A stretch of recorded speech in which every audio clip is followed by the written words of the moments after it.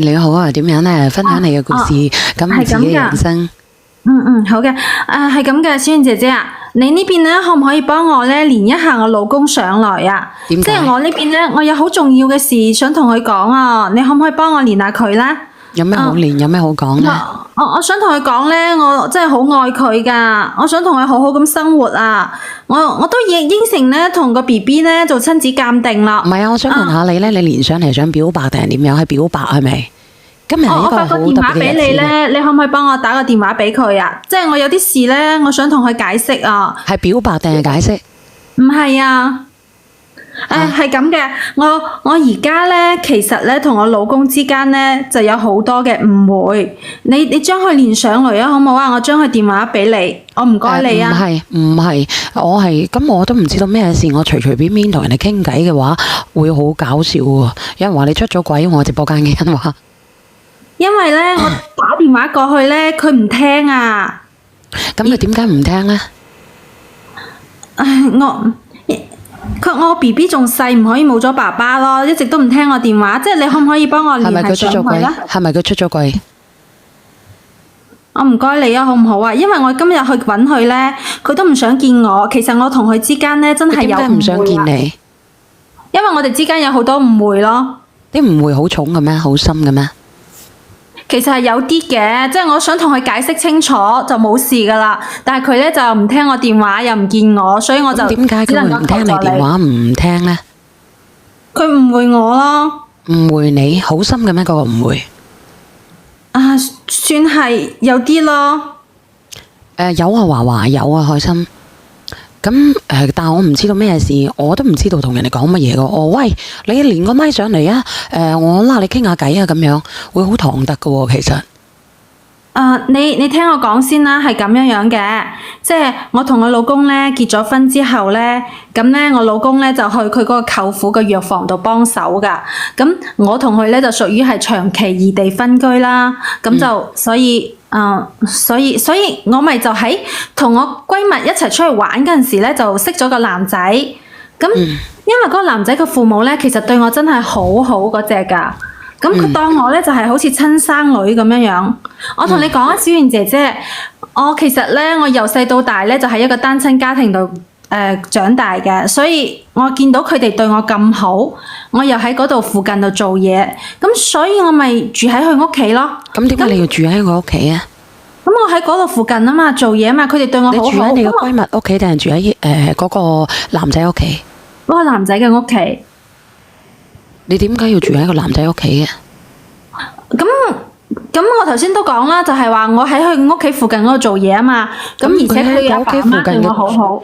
你喺佢屋企附近做嘢，你就要住喺佢屋企嘅啦咩？就係因為佢爸爸媽媽對佢做好好。係啊，因為我喺單親家庭度長大噶嘛，咁我好想感受下即係有父母嘅嗰個溫暖咯，所以咪係住喺佢屋企咯。咁我老公翻嚟嗰陣時，我咪翻屋企咯。咁我老公唔喺度嗰陣時，我咪去佢屋企度住咯。哦，單純咁樣想感受父母嘅愛係咪？係嘅。咁後來啦，後來我又有咗啦。咁小燕姐姐，你可唔可以幫我先連佢上嚟先啦？如果唔係嘅話，我冇辦法繼續講落去噶。你幫我打一下個電話好唔好啊？我發俾你。我真係好想同佢解釋清楚咯。我都唔知道解釋清楚啲乜嘢喎。如果係咁樣嘅，你打電話俾佢啊！你先叫佢連上嚟好唔好啫？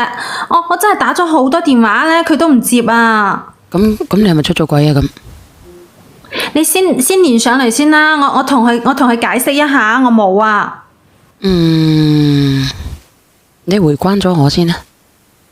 好 OK，我已經係發咗俾你啦，你睇下。我同佢只係誤會嚟噶咋，其實我哋解釋清楚誤會咧，我覺得我哋就可以係喺翻埋一齊噶啦。你幫下我啊，小燕姐姐。你連講你都唔講俾我知，你直接叫話俾我知，我要連佢上嚟。我就係我要連繫上去，我先至可以解釋清楚啊！佢都唔聽我電話，我都冇辦法同佢解釋。你當係我求下你啊，好唔好啊，小燕姐姐？你幫我連下去啊！我真係想同佢解釋清楚噶。唔約上嚟傾嘅，要搵人哋嘅。其實我想問你一句，你係誤會定係出咗軌？係誤會嚟㗎，真係誤會定係出嚟㗎。咗軌？如果唔解除呢個誤會呢，我嘅 BB 就冇爸爸㗎啦。咁誤會定係出軌啊？誤會，真係誤會。真係誤會。你嗰邊有冇落雨啊？冇你嗰邊有冇打雷啊？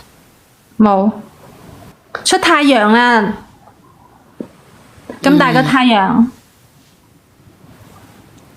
你等等，你等等啊！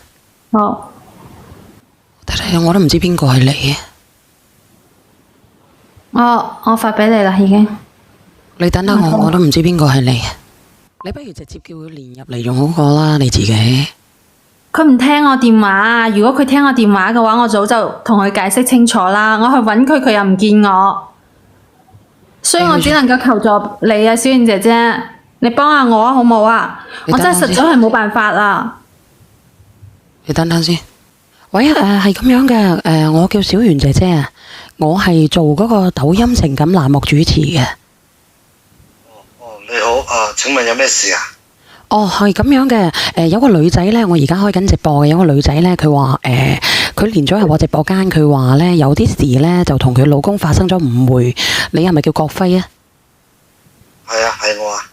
佢係咁樣嘅，佢話呢，佢而家有件事想同你解開呢個誤會，咁佢話佢揾過你，但係呢，你又唔見佢，所以呢，佢想邀請你去我直播間嗰度呢，將呢個誤會解開喎。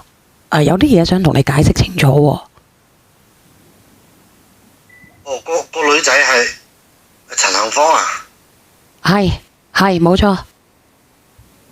唉，唔係我唔想聽啊，係我唔知點去面對啊。點解唔知點樣面對呢？你自己有小朋友有老婆嘅，咁你佢話你哋之間有誤會，咁點解你唔去將呢個誤會解開佢啊，靚仔？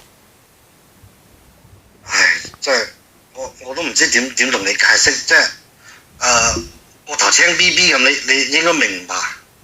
咁你點解個頭要發青啊？你唔舒服啊？即係我問一問你啊，如果你同你嘅老婆結咗婚之後，我一直喺出邊做嘢，然之後呢，佢就咗你話平時佢返工攰，都係喺佢閨蜜屋企。後尾我先發現佢唔係喺佢所謂個閨蜜屋企咯，而係住喺個我都唔識嘅一個男人度咁，你會點啊？咁嗰個會唔會係佢嘅男閨蜜嚟呢？哇！咁我覺得不論你男唔男閨蜜都好，怕都接受唔到啊！咁即係佢男閨蜜你接受唔到係咪？即係男閨蜜唔係接唔接受到問題啊！佢住喺個男閨蜜屋企咁，怕借個男嘅都接受唔到啦，係咪先？咁佢話呢啲係誤會嚟嘅喎，咁佢話佢好想同你解釋，因為你哋之間有個小朋友。唉，其實件事我自己個心都囉囉攣㗎。唉，一唔係咁啊，佢依家唔喺你個直播間度。係冇錯，你可以搜索小圓姐姐，你只要喺抖音嗰度打小圓姐姐，你可以揾得到我。你而家開緊播㗎係咪？係冇錯，我而家係開緊直播嚟同你聯嘅。我而家係我仲有一個問題，咁你個直播間有冇開咗匿名㗎？我唔想即係呢啲咁醜嘅事俾人知道喎。有，你放心，你只要行嗰度上嚟嘅，我直播間係匿名嘅，返1蚊雞。好，咁我而家上。你而家搜索一下，小圓姐姐情感雜貨鋪係咪啊？直播間朋友仔，我個名叫咩名啊？你幫我打出嚟。我而家搜緊。小圓姐姐情感雜貨鋪係咪？你哋自己打直播間朋友仔，你哋打出嚟。我都忘記咗啦，你等下。你打小圓情感就得噶啦。你而家你開緊播啦係咪？而家開緊。冇錯，我而家呢，我連咗佢嘅，有個匿名連咪嘅，應該就係你個太太。你話你個太太叫方係咪？係。你走入嚟試，你走入嚟試下睇下識唔識得拎啊？唔識得拎嘅我教你啊！你教我未啊？好。我 cut 你線啊，唔係嘥電話費啊。OK。阿姐姐，你等等我喎。好嘅，好嘅，唔該，小燕姐姐。我叫你阿芳嘅，佢話你叫阿芳喎。係啊，我叫幸芳。你唔使講你個名出嚟，如果唔係嘅話呢，我覺得你都唔係話好有心計嘅人啦，直接講多謝呢個朋友仔嘅咩嚇？因為保護我哋直播間嘅隱私性嚇。好嘅。阿 Sam 哥嚟嘅喎。你好，咩你個名改咗叫 Sam 哥嘅？點解你係我直播間嘅 Sam 哥定係你係佢嘅老公啊？喂，多謝老公，我搞掂先。喂，我上嚟聽節目啫。唔好意思，我以為阿 Sam 哥呢，我以為咩嘢啊？你係真 Sam 哥定係假 Sam 哥啊？有真同假嘅咩？邊個冒充我啫？係好難講嘅呢啲嘢，人生嘅嘢係咪先啊？世如果你冒充就冇人冒充。我點會冒充你呢？我一個靚女點樣冒充一個白虎啊、靚仔啊、啲中年大叔啊咁啊？食飯嘅，唔好講我嘔晒出嚟咁講，好嘛？嗱，我一個中年嘅我中年嘅二伯母，我點會冒充一個中年嘅二伯父呢？我哋啲中年少男啊，你唔好搞到我中飯都嘔晒出嚟咁講。我都係中年二伯母啊，大佬，你二伯父嚟嘅啫喎，我同你天生你係老年伯父啊！我伯母啊，中年二伯母啊，你可以叫我老西，你可以叫我老西。你 Jackie 哥未上嚟啊？邊個做 Jackie 啊？做 Jackie 香港釘雞嘅，有人做 Jackie 喎，真係。我連完人上嚟啊！我唔想做 Jackie 啊！有個人連咗上嚟，佢 cut 咗線喎，唔知係咪嗰個咩老咩西啫？老西你識唔識啊？老西啊！老西，你哋唔好咁直接啊！明知人哋老母係老西啊！老西啊！咁抵死喎真係！老西有咩問題啊？唉，笑死！咁抵死喎真係！哎呀，老西啊係。多謝你粉絲支持。點解老西唔夠文明啊？我知你啲閪佬諗乜嘢？露咗架西出嚟啊嘛！你話人哋個英文名啊，你識條鐵啊？你哋點解話阿細用招係盧西係老隻西？都話盧西咯，你識唔識英文㗎？唔係中文嘅解釋咧係咁講嘅，露咗隻西叫盧西。盧西就係盧西，唔係咬文嚼字嘅中國嗰文字鐵達尼號啊！你有冇聽過啊？所以冇人想做 Jackie 嘅，做 Jackie 嗰個香港嘅，你而家話佢做唔到？我唔想阿華哥做 Jackie 啊！我一諗到咧，阿華哥喺後邊咧攞條繩嚟掟住我個頭啊！然之後咧喺度咁樣咧，我就想死嘅啦！我話俾你知，特別係諗到阿華哥咧喺後邊咧扯住我頭髮嘅時候。如果你要我把阿 Jackie 我喺後邊一腳伸你落去，咁結束嗰件故事啊嘛！啊！咁你就死咯喎！你就變成咗事故噶咯喎！我唔係同你講笑啊！龜西啊，鬼知啊，盧西嘅老西叫龜西啊！我唔想啊！我唔想啊 ！Jackie 啊，真係啊，真。Jackie 你都識嘅，我哋嗰個年代咧好中意睇泰坦尼克號啊，真係。阿 Jackie 香雞啊嘛，釘雞密十嘅你佢好。唔講啦，我練下睇下練唔練得到佢上嚟先啊！阿輝哥上嚟啊！做咩叫人哋輝哥？喂，咩嘢啫？你男定你邊個嚟㗎？我係我咯，我係邊個？你唔係嗰個輝哥嚟㗎喎，聽把聲音。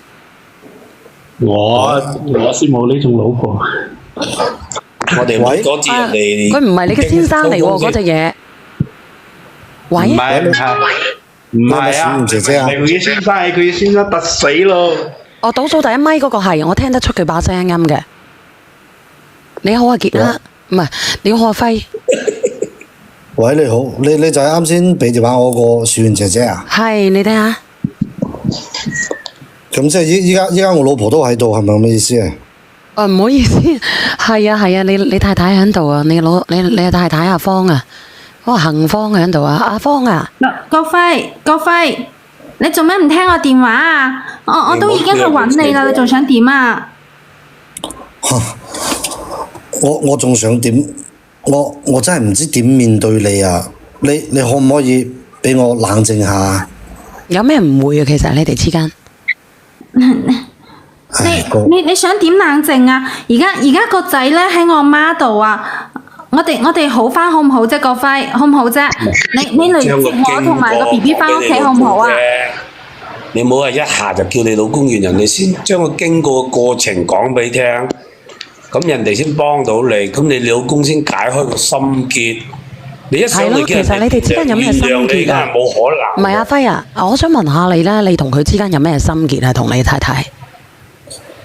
我都係啱先講嗰件事咯，即係我覺得冇邊個男嘅接手到話呢啲咁嘅事。咩事嘅啫？其實咁啊，就係我平時我做嘢我都係喺出邊做嘢嘅多。咁然之後咧，我經常唔喺屋企嘛。咁佢話佢翻工攰，佢閨蜜屋企又近，咁佢要喺佢閨蜜度住咁。後面我先發現原來都唔係喺佢閨蜜度住，喺個我唔識嘅男嘅度住咁，邊個接手到啫？咁我問下你啦，呢個叫女，呢個阿芳啊，你點解會喺一個男仔嗰度住嘅呢？你老公都唔知道，你唔知你結咗婚嘅咩？咁我都話啦，咁佢屋企人對我好好啊嘛，咁我咪又喺離我屋企離我做嘢嘅地方好近喎，咁我咪係住喺嗰度咯，咁我老公唔喺屋企，咁有個人照顧我啊嘛，有多個人照顧我唔好咩？點解你唔話你老公知喺邊度，又呃你老公閨蜜咧？係咯。咁我就係驚佢有誤會。咁既然有誤會嘅，你費事做呢啲嘢啦。你結咗婚，你唔知有邊界咁嘅咩？你唔知道男仔會呷醋嘅咩？你覺得男嘅大陸所以我咪冇同佢講咯，我就係驚佢呷醋啊。咁你驚佢呷醋嘅，你不如唔好做呢啲嘢，係咪啊？係男人都會介意嘅，其實。男人都接受唔到。嚇！我真係冇嘢㗎，我同佢。呢個只不過係善意嘅謊言，我其實係唔想佢誤會。佢喺出邊嗰度做嘢咁辛苦，我又唔想佢有諗多啲。我同嗰個男閨蜜之間都係清清白白㗎。我清清白白邊個相信你啊？呢件嘢係嘛？我使乜等人哋一個你一係你講開咗，同你老公講開。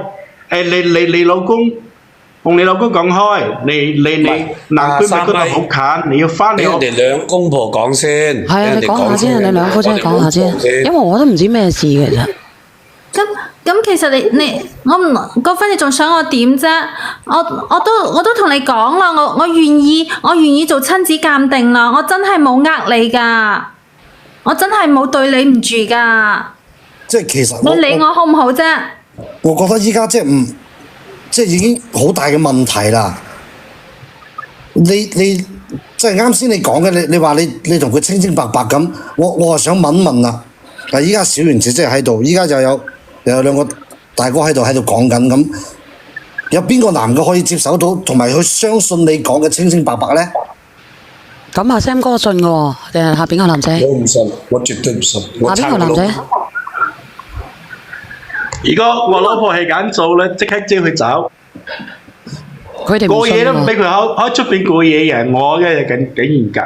我而家係喺出邊做嘢，但係咧我嘅全部同事都唔知道我住邊度。我屋企咧，如果我老婆喺屋企長話短説咧，佢喺出邊過夜咧，我就俾我知道，我叫佢唔使翻嚟。呢種係我嘅方式，係我嘅要求。唔係，我哋長話短説3米，因為我哋唔係主角，等人哋傾完先。啊，咁你繼續講埋佢啊，呢個哥哥。我即係你好似即係我又講件事嚇，我覺得呢件事我都係需要同佢講清楚嘅。咩事？啱先佢話呢件事係個誤會，我覺得唔可以講係個誤會嚟嘅。點解？你諗下，我係佢老公係咪先？係。佢生 BB 嗰時我唔知嘅喎，你清唔清楚啊？我唔知嘅喎。咁恐怖啊！唔係啊，點解會生 BB 嘅？你唔知嘅咧？你唔知佢有咗 BB 嘅咩？我知佢有咗 BB， 之前一開始係我同佢去做產檢嘅，後邊咧我想因為我工作比較忙，但係咧我都會抽時間翻嚟同佢做產檢。後邊咧佢話我工作忙就唔需要我啦，佢自己去都 OK 都冇問題。啊！咁而家最過分嘅一點就係咩咧？我後邊先知㗎。佢生嗰陣時係個男嘅陪佢去嘅喎。呢啲事係我去佢阿媽嗰度問，我先清楚呢件事嘅喎。唔係啊，阿姐姐，點解你唔需要你老公去陪你生嘅？點解你要需要人哋陪佢生嘅？咁我當時係驚你辛苦，我先至冇話俾你知。而且我生點會咧？我覺得好奇葩嘅喎。如果係咁樣嘅話，我生嗰時情況突然之間好緊急啊嘛，咁你又隔咁遠，我咪只能嗌閨蜜。冇理由嘅，姐姐冇理由嘅。你第幾胎啊？阿玲明？第一胎。咁如果第一胎你都唔通知個老公，你話講得過去咩？講唔過去，我覺得好奇葩其實咁樣。咁當時突然之間發作，咁我就要即刻去醫院啦。我點來得切通知佢咧？咁嗰陣時冇理由嘅，點解你產期你唔講俾佢知咧？通知㗎。我揾個女人生個小朋友嘅女人上嚟，有冇啲生過嘅？而家電話你都唔識得打咩？都打唔到電話，你係呃人嘅。你，哎呀，個平常生3個啦。即係我覺得，如果當時佢打咗電話俾我，我可能都冇咁嬲。咁多位好啊！嗱，如果講我啦嚇，我由我開始一有咗，我就話俾我老公聽。我咧，我話我安胎，我又要我老公。我生嗰時咧，我又打電話叫我老公嚟，因為我係突然之間嘅。咁我好緊急㗎，我一定差唔多生嗰幾日，我就會話俾我老公聽。平常生3個幾廿年㗎啦，但係呢個女仔嗱，下邊呢個應該係女仔嚟嘅，你生過未近期？係啊，我近期生咗。你聽到嘛？我問你啊，你生 BB 咧，你會唔會點樣㗎？到翻後尾生嘅時候，咪會提前講俾老公知定係點樣㗎？究竟？我係提早㗎，我提早2三日話俾我老公聽㗎嗱，我隨時生㗎，我一生我就話俾你聽。我嗰日去產檢，突然間佢要我生，我就第一時間打俾我老公嘅。因為當時我係比預產期提前咗好多。我話俾你姐姐，我提早咗2個月，我係早產嘅。我當時嘅心好驚啊！咁諗住快啲咪揾個閨蜜解決咯。驚與唔驚都係揾老公，冇理由揾個閨蜜㗎，姐姐。咁我當時好緊急啊嘛，咁老公唔喺身邊，我只能夠揾閨蜜啦。點解你唔提前講俾佢知咧？佢唔喺我身邊啊，因為我就喺我閨蜜屋企，咁我唔揾佢，我揾邊個咧？咁當時佢就喺隔離啊，咁情況又咁緊急，咁我冇理由山長水遠 call 我老公翻嚟㗎，咁當時又好痛。咁但係你當時應該要通知我㗎，我連通知都冇收到喎。係咯。我插2句説話。嗱，拎明，如果你想解決問題咧，我建議你講真話。你所講你講嗰啲所有，唔好話我哋，就算你叫你阿爸、你阿媽上嚟聽都唔信你啊，拎明。我講嘅都係真話嚟㗎。你想你老公原諒你，我建議你15、10講出嚟，絕對係。多謝一直等你啊，多謝晒。咁我就係太緊急，所以就入咗去生，就係咁啦。解釋唔到㗎。作為一個男人，第一次做爸爸，你唔通知人哋係咩心情啊？你點解釋到你啲原因啊？我係冇心咁做㗎，我當時真係太緊急啦。咁我第一胎我冇經驗。姐姐，我幫你講一句公道話嚇，我相信你當時係好驚，因為第一胎個個都冇經驗，你好急，叫咗你閨蜜你嘅男閨蜜，但係你都要馬上通知你老公。咁你冇可能生個都唔通知。係當時情況緊急，我又好痛。咁你問下生過嗰啲人都知道，咁真係好痛啊嘛。我咪生過咯，唔使問啦，好痛先。當時我痛到我個腦都唔識諗嘢啦。唔可能，姐姐唔係一下子馬上就痛嘅，有陣痛。一痛嗰陣時，我覺得生我就話俾個老公聽㗎啦，係人都會講㗎啦。我覺得直播間萬幾人都好多都係諗住詐糊。哎呀，老公我痛啊，係咪要去醫院啊？去到原來唔係，而且每個人嘅痛感都唔一樣㗎。咁我係忍唔到痛嗰隻啊嘛。倒數第一咪係邊個？哎呀，我唔同你拗啦，姐姐，你講係冇得講，你唔講真話。Sam 哥話：時間你唔講真話，冇人幫到你。我係又驚又痛，我係冇諗咁多啊。咁陣痛開始之後就好痛啊。係解決唔到嘅。我撐佢人哋覺得你講老公啊！大話，你明唔明啊？嗱，你我撐睇下人哋，佢老公啊，小月，我落去啦，我俾其他人上嚟啦。你聽唔聽得到啊？你聽唔聽到呢個姐姐仔講嘢？人哋60歲啦真，係講嘅係真話嚟㗎，我冇講假話。你明啊？有冇聽到我講嘢啊？哦，你講。你明我想問你係咪生個小朋友咪好似屙毒大便咁，撇就屙咗出嚟啊？你笑咩啊？男仔呢個男嘅，有冇好笑啫？有啲人係咁噶喎，所以我問佢唔係啊，我痛咗好耐先生得出㗎。你痛咗我真係好好痛耐，你痛咗好耐，點解冇時間通知你老公啊？咁我當時都好痛啊，咁我痛你有時間痛都好，前期離開一命，離開三子之前係唔會點痛嘅，話俾你聽係真痛嘅。你解釋唔到嘅嗱，我都做人老豆，當時生之前，醫生會同我講，問你選擇順產同剖腹產，而且嗰陣時手機又冇帶喺我身邊，我點通知啫？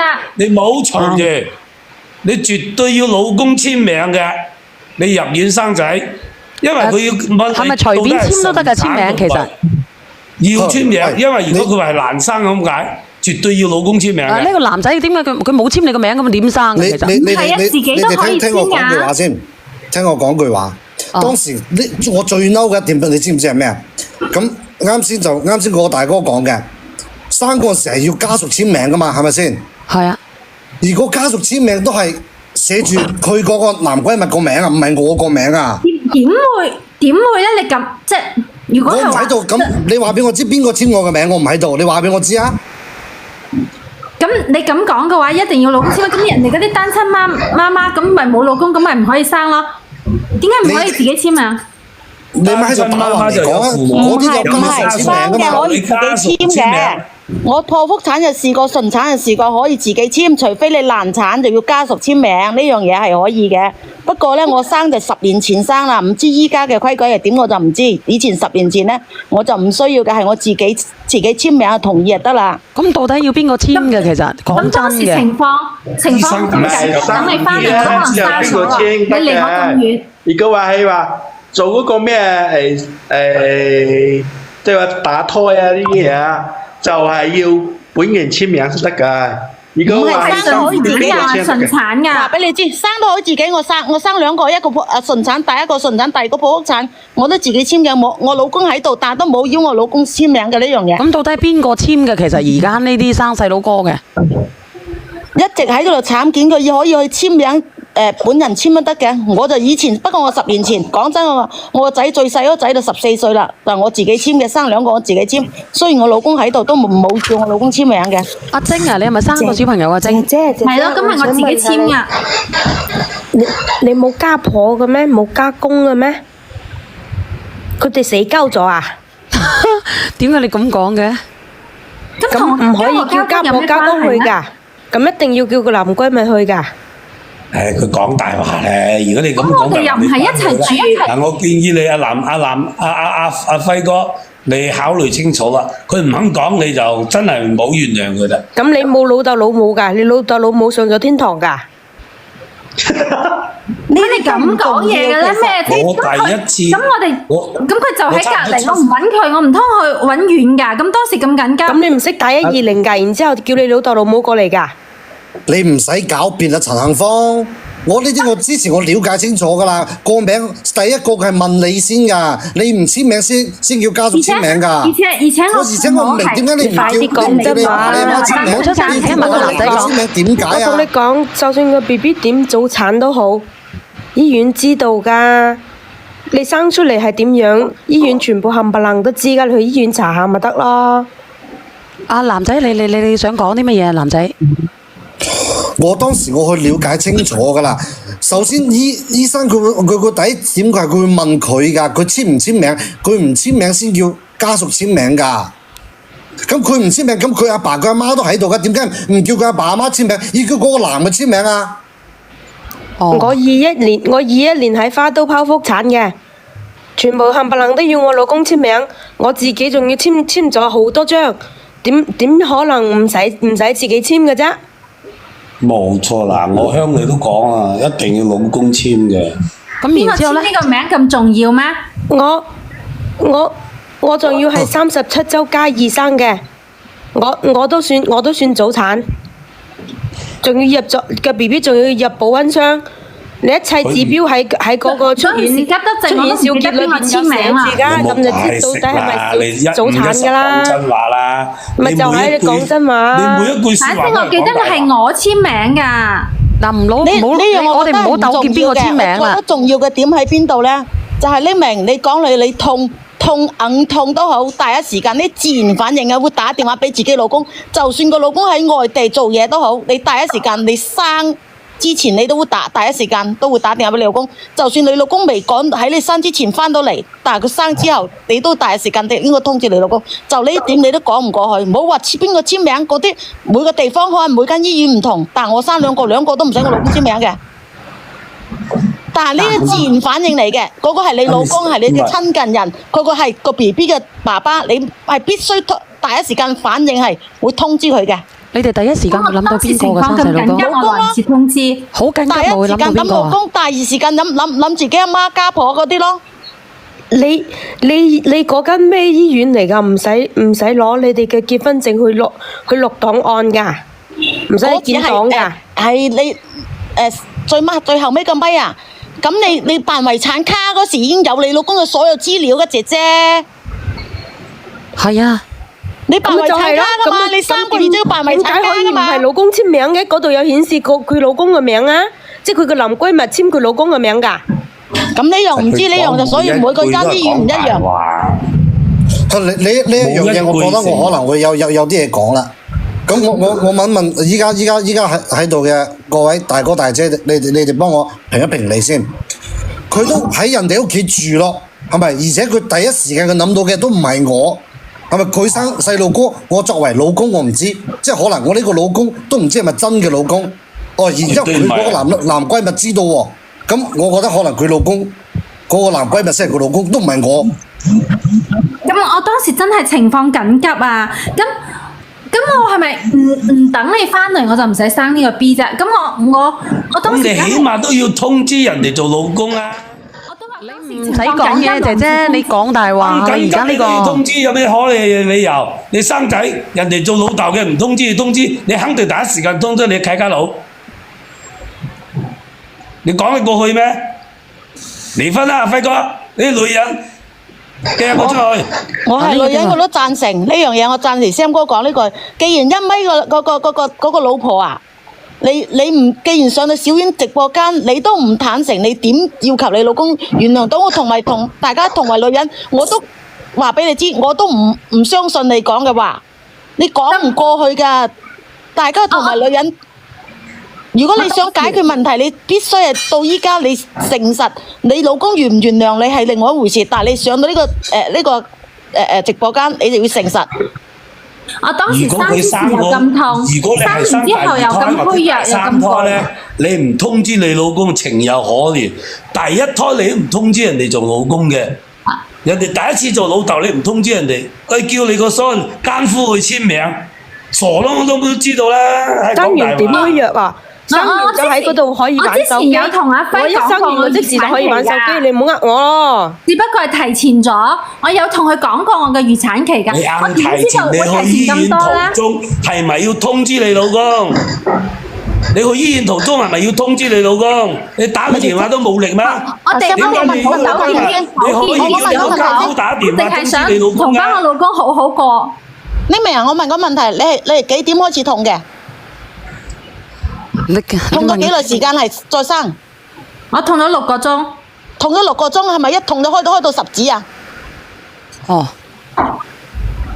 痛到你撳個電話都撳唔到啊！咁你哋醫院冇凌晨啊！我當時係凌晨啊！你冇狡辯啦！我同你講，我痛啊，痛幾個鐘啊？我早上6點鐘痛到夜晚成7點先生。係啊！我一開始就痛啊！咁我嗰陣時我都冇辦法忍。我同你講啊，以前我女第一次出世嗰時啊，早上入咗去晚頭先出世，你有毛病？你痛幾多次啊？你不黐線嘅。點因為佢老公啊，你直接去醫院做一個 DNA 啊，3000蚊啊！你講嘢，你話我女出世嘅時候，你唔好講第一次出世嘅時候。其實每個人嘅痛感唔一樣噶嘛，有啲人好可以忍到痛，我忍唔到痛，我就係好怕痛嘅人。我怕痛啊！我怕痛啊！可以打㗎係嘛？你電話話俾你知，唔怕痛都唔痛過我。話俾你知啊！我喺個間房度啊，成間房一間房有3個大肚婆啊！我痛到喺度，你係咁哭啊，哭到幾多鐘啊？哭到3個鐘啊！我冇你咁痛咧，我都痛到點床點地，我都未來得切係通知佢。嗱，我同你講，你點救我痛？我麻醉藥唔受麻，我直接生拋嘅。邊個痛啲？邊個痛啲？你而家講，我哋唔好糾結呢件事好唔好？我淨係想同翻我老公好好過啫。邊個同你過啊？你明佢老公，你直接去醫院驗下個 DNA 3000蚊，你就知道到底個 BB 係咪你嘅咯。我都話可以去驗啊。哎呀，最後尾我咪嗰個呢個哥哥唔係糾結到呢個仔係咪佢啊？係糾結到佢嘅係同佢個人咩關係？你都冇幫我反去第一位啊！個 BB 呢家。匿名個哥哥都唔係糾結呢個問題，驗 DNA 有乜所謂啫 ？DNA 啊，你明唔明啊？第一，佢瞞住佢老公走個男閨蜜嗰度住，佢佢話喺第二度喺個女閨蜜度住。第二個問題就係話，佢連出世佢個 BB 出世，佢做老公都唔知啊！唔係啊，哥哥，其實你嘅心態係點樣嘅咧？嗱，我哋啲聽眾咧講咗咁耐咧，講咗圈出咗好多疑點嘅，就好似你心目中嘅疑點咁樣。因為我哋只係旁人嚟嘅，你自己先係當局者，係咪？其實阿輝，我依家我都好多謝各位嘅幫我分析呢件事。我個心一直都好亂嘅，就啱先個大哥講嘅係咪？第一就啱先講嗰啲問題咯。個男嘅陪佢同埋個簽名嘅問題，而且講個實際話，我覺得係時間咁長啊！我翻嚟先幾耐啊？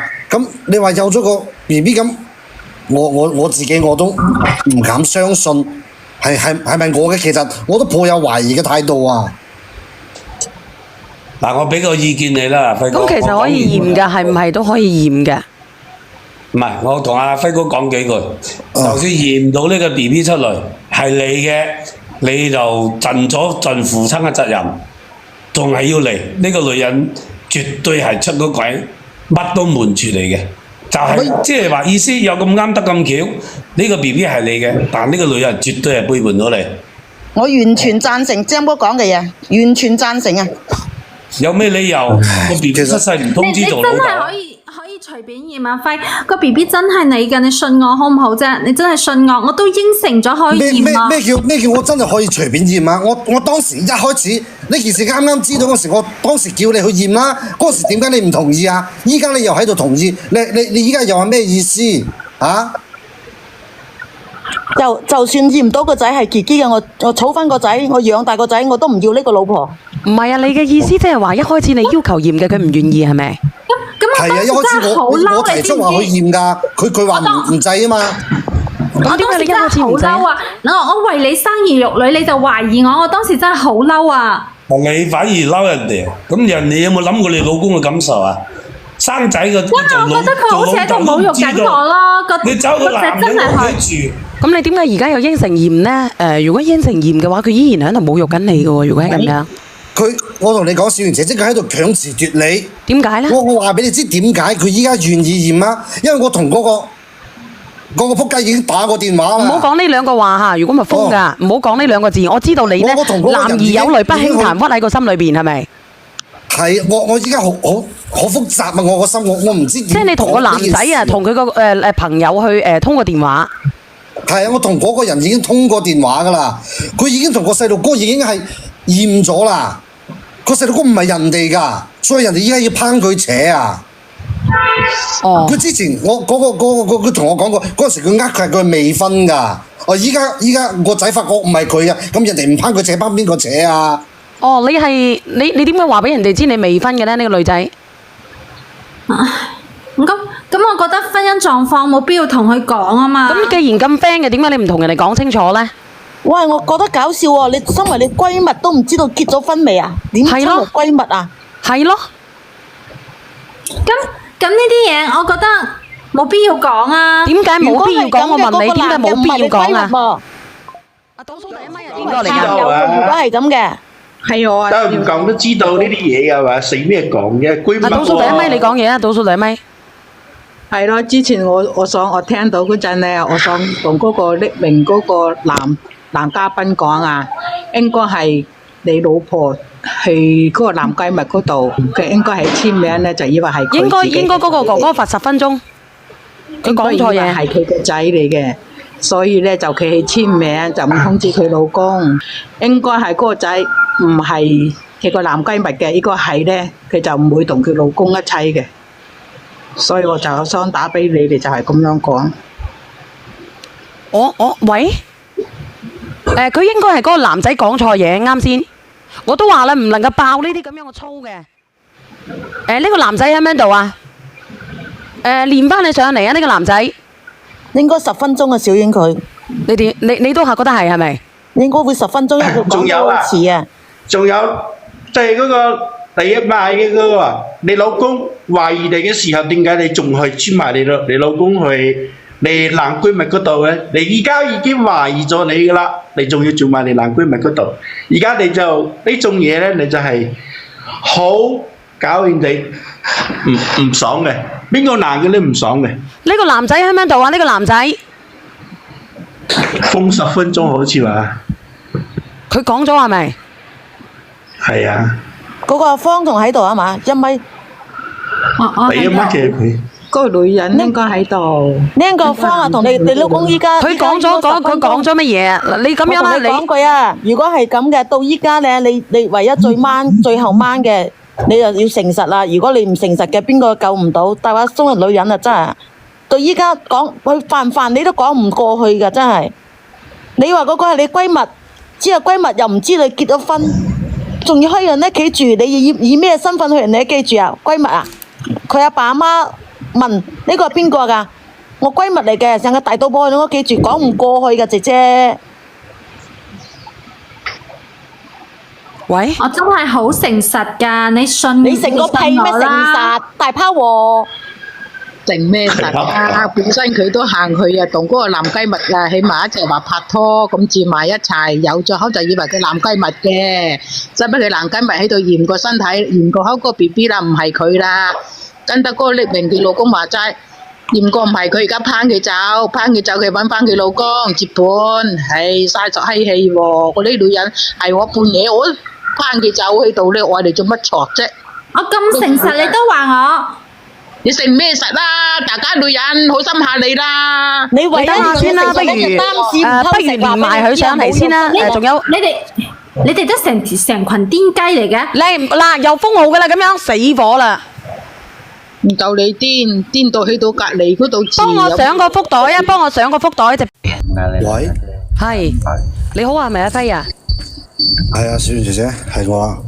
係嗰個哥哥咧喺邊度？嗰個姐姐喺邊度啊？佢冇連上嚟啊？係咪你個太太啊？方，我唔知佢喎。方啊，方，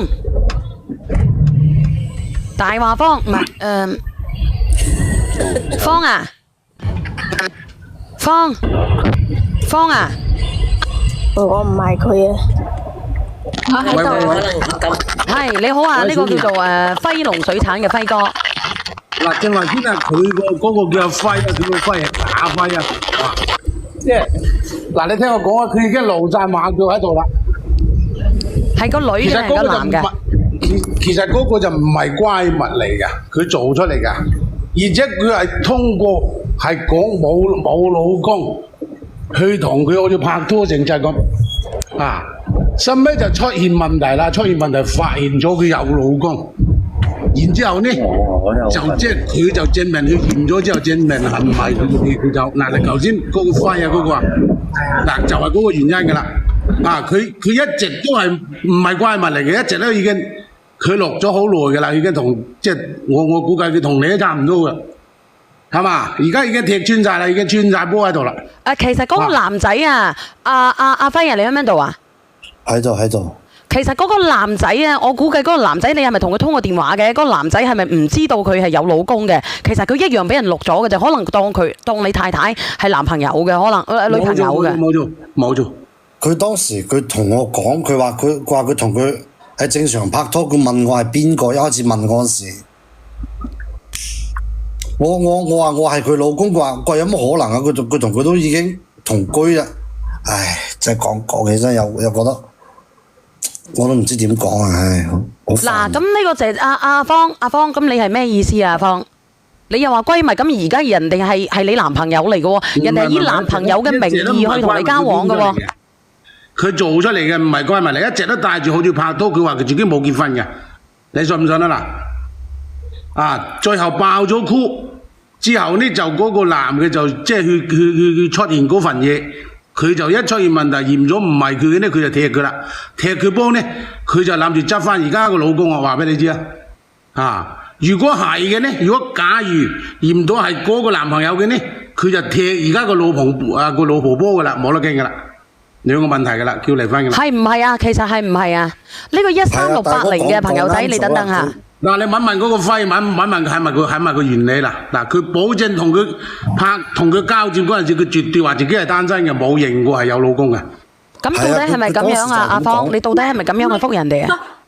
個輝，你點可以咁諗我嘅咧？唔係，我承認我住喺嗰個男屋企係我唔啱，真係我唔啱，但係我同佢真係冇嘢㗎，你信我啦。咁你都知道我由細到大都缺愛，佢哋對我好，我係一時糊塗先冇同你咁講㗎咋，你信我啦，阿輝，我真係同佢冇嘢㗎。一時糊塗啊！你知唔知你嗰一時糊塗對我嘅傷害有幾大啊？依家就你一句話，你就想抹咗過去啊？你做出啲咁嘅事，你叫我仲點信你啊？我同你保證，已經同我通過電話啦，我所有情況我都清楚晒啦。我同你保證，我以後都唔會噶啦。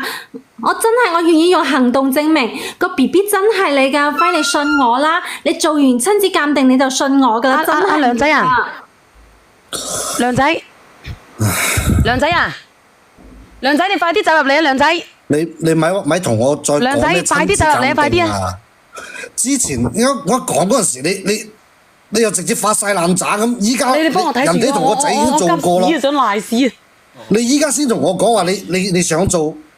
之前嗰時點解你又唔應承？我唔知食咗啲乜鬼啊！咁我賴屎啊！我之前太衝動啦，即係冇考慮到你個感受。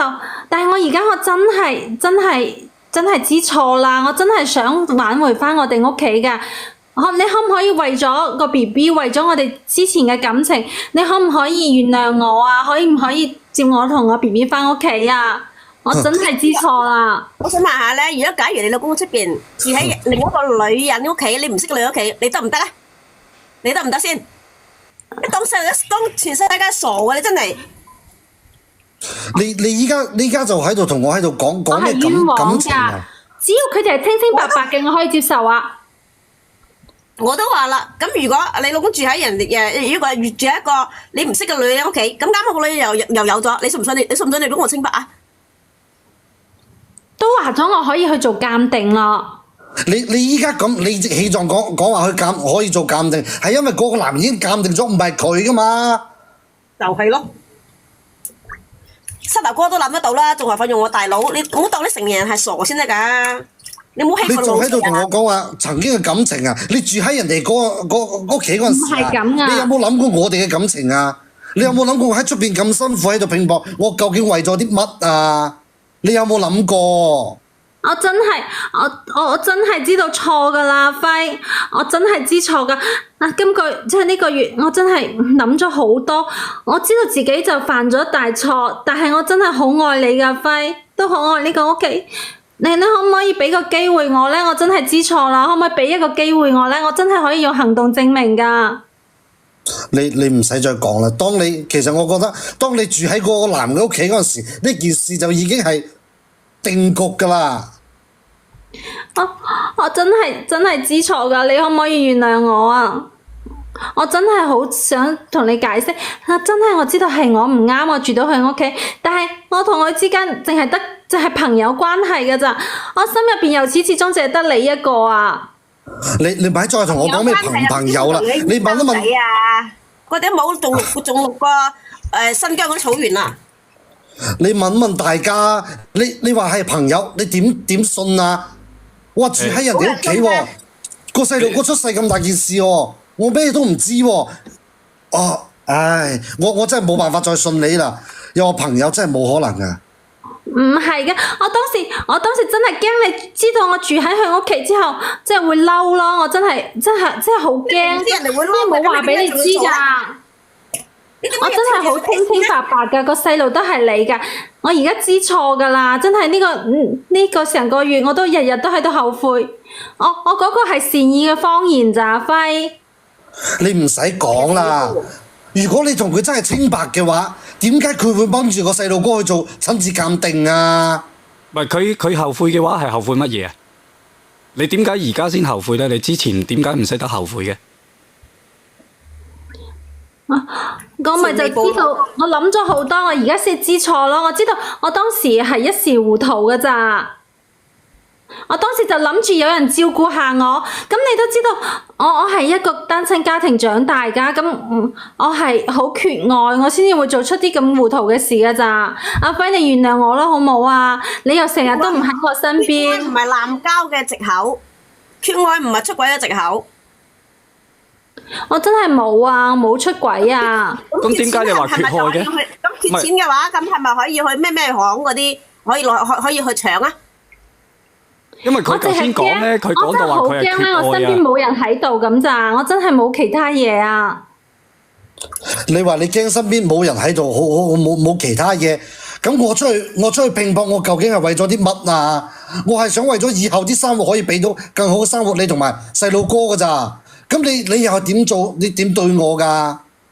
我就係缺愛缺關愛咋，我係想有家庭嘅溫暖，家人嘅愛護㗎咋，呢啲唔係愛情嘅愛啊，只不過我希望有家人照顧我咋，你都知道我喺單親家庭度長大㗎啦，我冇其他嘢諗㗎，我就係想咁咋。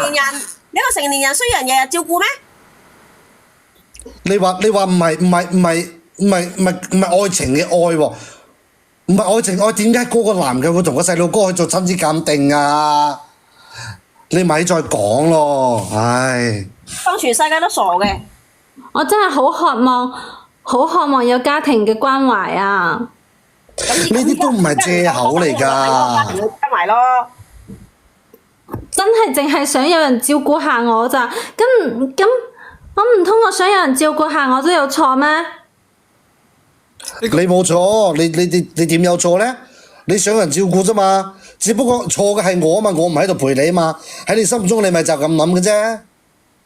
我就係帶住個肚，邊度都唔方便，淨係想佢哋可以幫我照顧下我咁咋，我冇其他嘢諗噶。咁你又成日唔喺度，我帶住個肚都需要人照顧噶。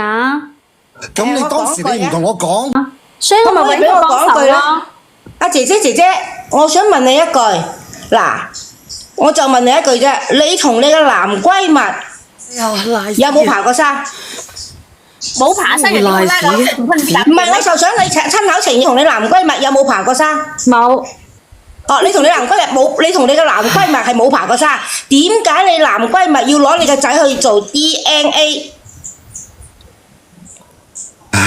你唔使再解釋啦，你問依家咁多大哥大姐喺度啦，你問佢哋啊，邊個會信啊？我問你姐姐，你同個男閨蜜係冇爬過山，點解個男閨蜜要攞你個仔去做啲乜嘢 N 乜嘢 A？ 冇做 DNA，邊個話佢有做啫？嗱，我同你講，呢個男閨蜜親口同你老公講嘅，佢同你個仔去做過乜嘢 D 乜嘢 A， 唔係佢個男閨蜜，個男閨蜜就話俾你老公聽，唔係佢嘅。所以就要踢你走，你老公講嘅頭先。佢講㗎咋？邊個話佢有做過㗎？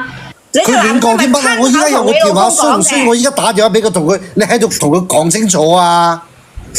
姐姐錯就認啦，你想同你老公一齊就認啦。但係我唔中意佢啊，所以佢中傷我咋。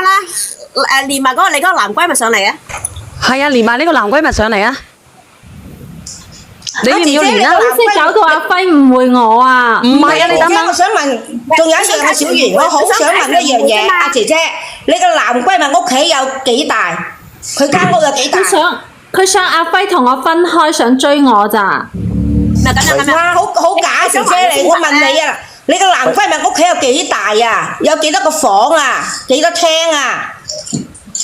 唔係啊，其實我想咁樣嘅，呢個姐姐啊，你不如叫埋佢連上嚟啊！你連唔連啊？如果連上嚟嘅，可以約埋一齊連嘅，連唔連啊？有幾大同你哋有咩關係啫？佢係啊，屋企有你幾大同夠唔夠膽啊？你有咩關你連佢上係？嚟啊！你夠唔夠膽啊？你連佢上嚟啊！冇大家喺度必要，我又唔以後中意講清楚佢，佢啊！真係冇必要。連唔連啊？連唔連啊？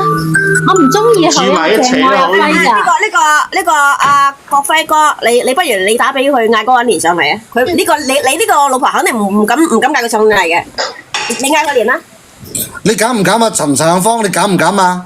佢肯定唔敢㗎，你連啦。我覺得冇必要咯。你想為你唔係依家為你清白，要為你識解又梗有必要啦。你唔好咁好唔好啫？點解要連開啫？我同阿輝之間嘅事，點解要涉及到外人呢？呢個係我哋兩個解決我哋嘅問題。住喺人哋屋企嘛。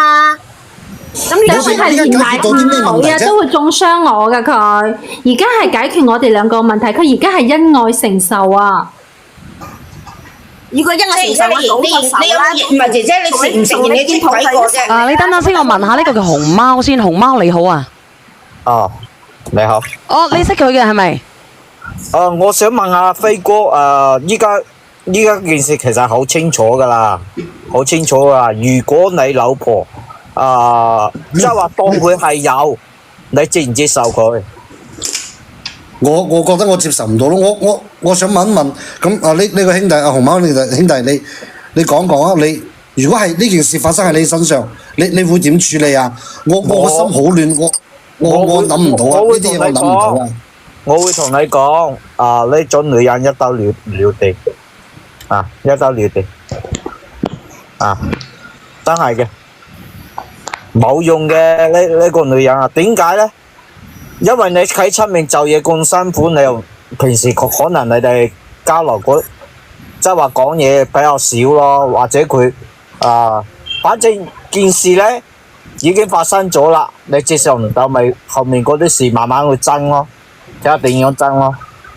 細路哥係無辜嘅，哥哥，我想同你講一樣嘢。你個老婆到今時今日，全世界都知道係咩回事，佢打死都唔承認，佢錯佢都唔認。唔理佢認唔認啊！我覺得冇乜必要再留啦，呢個老婆。唔理佢認唔認啊！認都唔會再要啦，有咩可能？因為佢由佢同佢嘅男朋友一齊住，你都通過電話噶啦，男朋友人哋都承認噶啦，男朋友一齊住嗰陣時，你相唔相信？如果有一個女仔人嚟屋企住嘅話，你會唔會同佢一齊發生關係呢？你自己去細諗啦，係咪先？冇錯，真係冇錯嘅。係啊，你話有一個女仔住我屋企，無論係老婆又好，咩關係都好，係咪先？沖完涼出嚟，可能着自己內衣又好，咩都好，咩都睇晒啦，係咪先？唉，大哥你咪講，你講我個心好難受啊！呢啲好正常噶嘛，難受，咪當邊度咩咯，好正常。你哋唔好亂噏啦。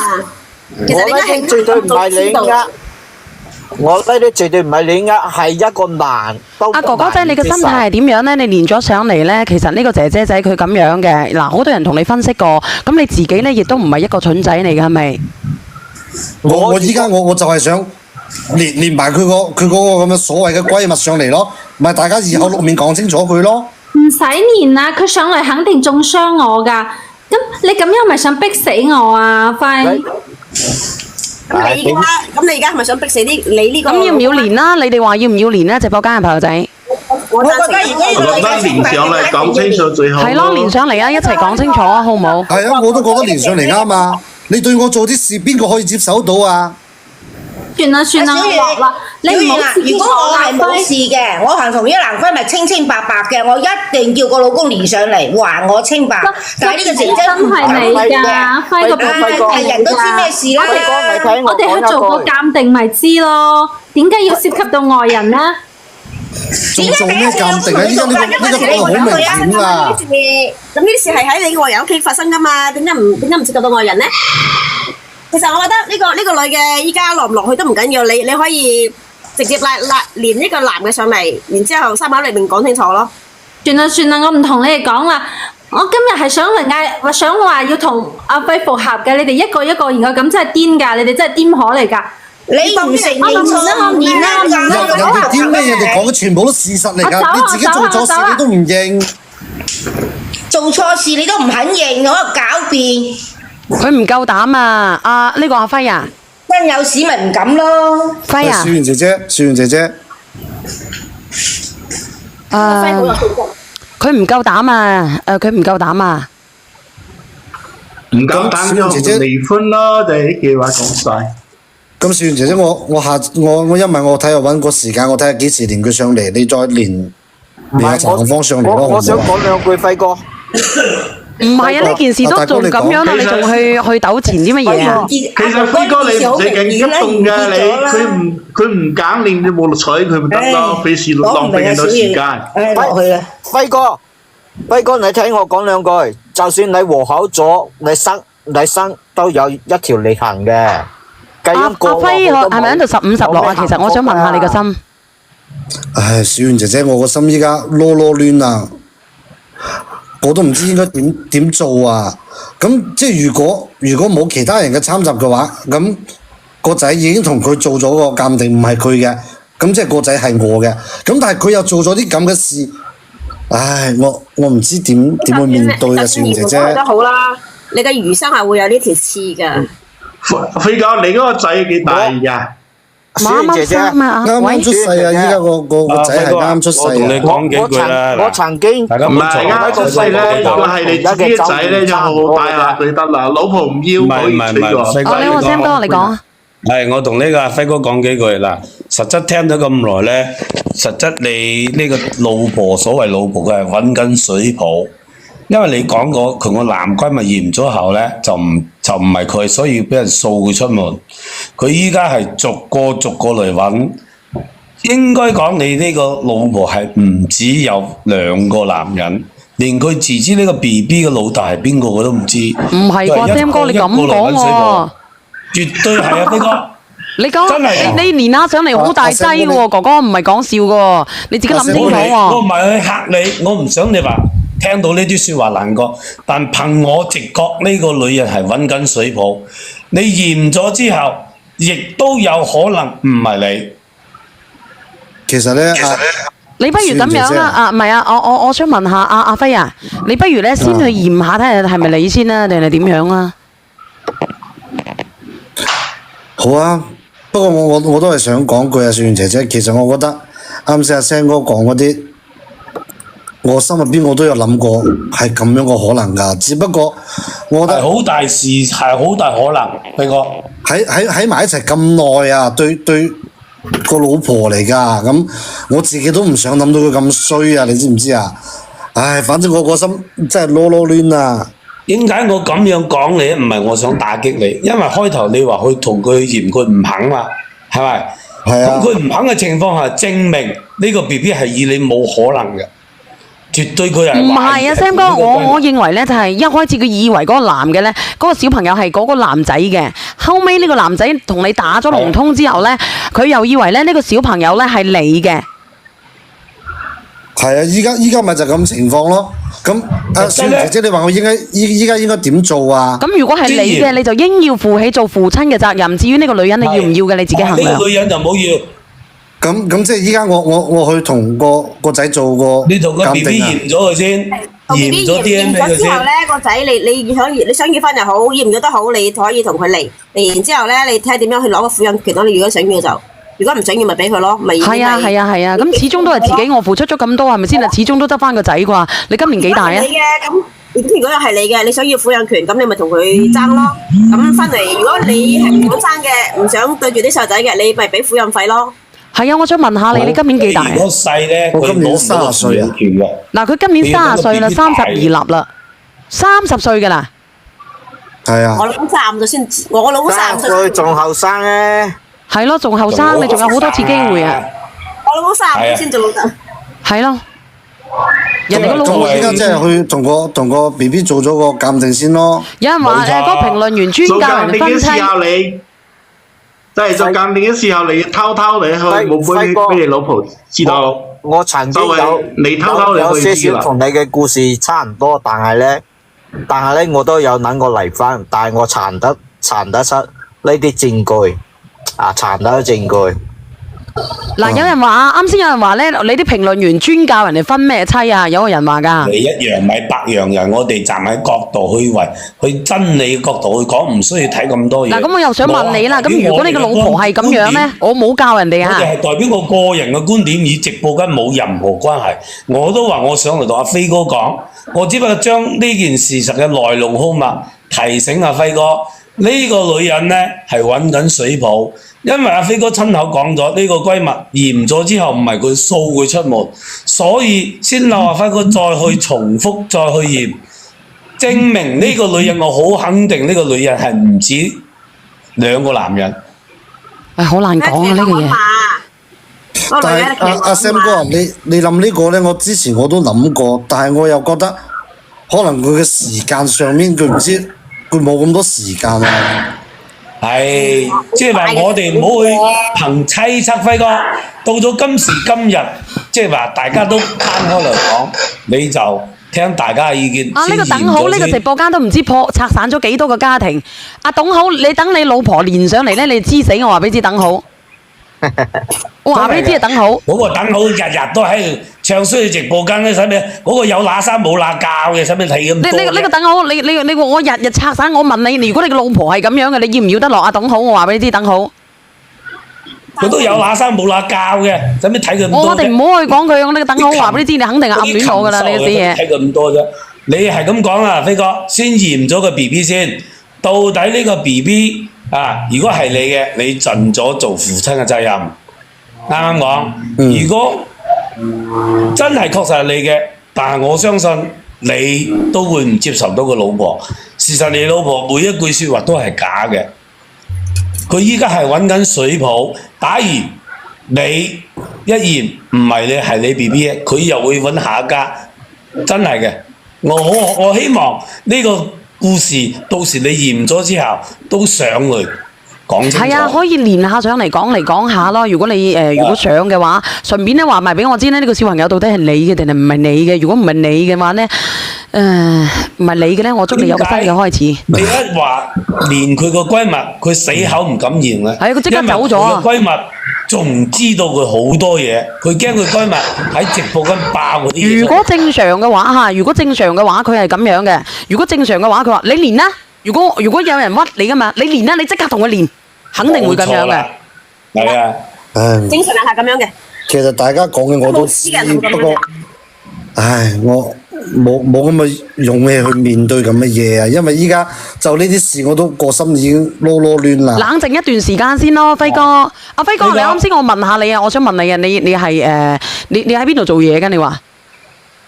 我喺我舅父度做嘢咯。你喺藥房做嘢㗎係咪？係啊，我想問下你啊，你哋平時嗰度有冇賣阿膠嘅？有啊。貴唔貴啊？貴啊，阿膠肯定貴啊。嗱，呢個哥哥嗱，我順便問佢嘅啫，唔係我打咩講咩告嚇，我只係順便問下佢嘅啫。我只係順便問下佢。我做一件事，小賢，我做一件事同阿輝哥講。嗱，阿輝哥，之前你話你嗰個閨蜜同佢驗咗，實質佢有嗰個 DNA 結果嘅。你走去問下佢好過啦。係啊。唉，我講難聽啲，我又唔想同佢有太多嘅交接。如果真係要，仲有咧，我就自己帶個水。即係話佢話同佢閨蜜冇咩事，點解佢閨蜜又同佢去驗 DNA 咧？係咯。你可以攞嗰份報告唔使問佢攞啦，你直接去同佢醫院做啦。佢醫院直接可以打翻嚟嘅。你問嗰個閨蜜喺邊間醫院做，你攞身份證同埋結婚證，佢可以打翻出嚟嘅。佢有檔案噶嘛？我又唔知佢喺邊度做。咁你打電話問嗰個閨蜜嘛？我不如直接打佢。唔係，飛哥，你唔係要佢閨蜜嘅電話咩？打電話叫佢閨蜜上嚟傾下，就咪全部人知道咯。你自己直接驗啦。亦可以，你依家打電話俾佢開免提，同佢講，你就知道所有來龍去脈嘅。你唔需要揾你呢個所謂老婆，呢啲真係掃佢出街，話個氹崩咗佢算啦。係啦，星光講得冇錯。唉，我依家我就我個心好亂。大話連篇啊！我都其實今日我都好多謝各位。呢啲女人真係冇幫我出謀劃策。唔係，不過我而家我心真永遠都係企喺真理嗰一邊嘅。阿飛哥，直播間正能量嘅人個個都會企喺真理嗰一面，佢唔會歪曲事理。係啊，我哋真係嘅，唔會話拆散你嘅家庭嘅，你唔好聽嘅，你亦都唔使睇咩評論啊。如果睇評論嗰啲咧，佢乜嘢嘅啫？我知，我自己唔係傻啊嘛，我知道邊啲嘢係對我好，邊啲唔對我好。大家講嘅全部其實都係道理上嘅嘢，只不過我自己當局者可能我睇唔清啫。你嘅血型係乜嘢啊，飛哥？你嘅血型係乜嘢？咩型啊？我 AB 啊。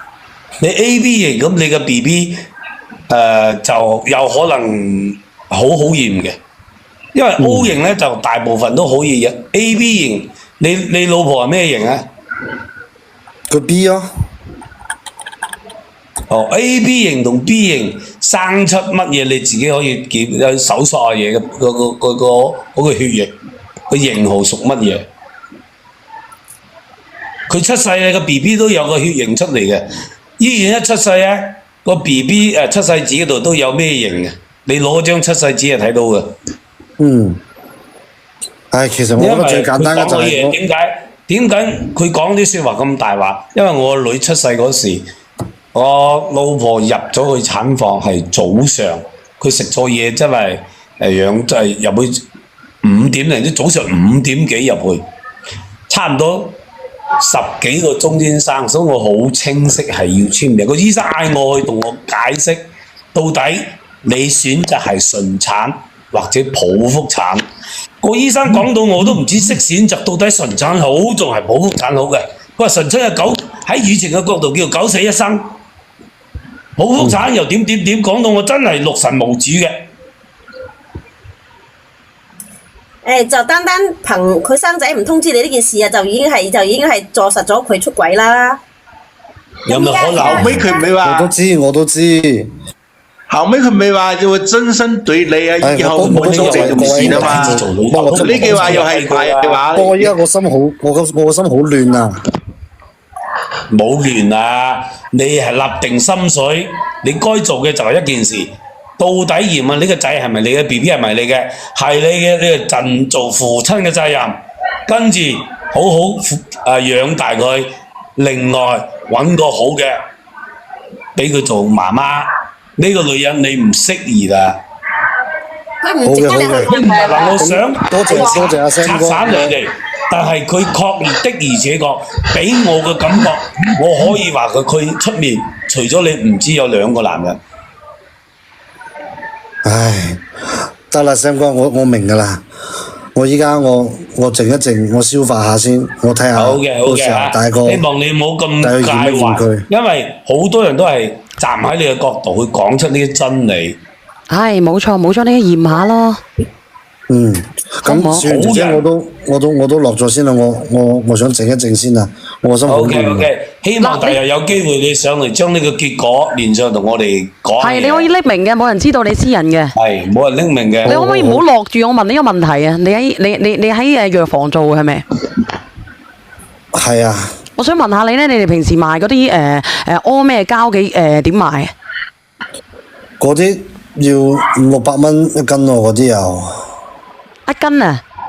係啊，你想要我可以賣俾你啊，500零蚊600蚊咯。咁啊，咁唔使啦，放你落去啦好，咁唔該晒，小圓姐姐，我靜一靜消化下先吓。好啦。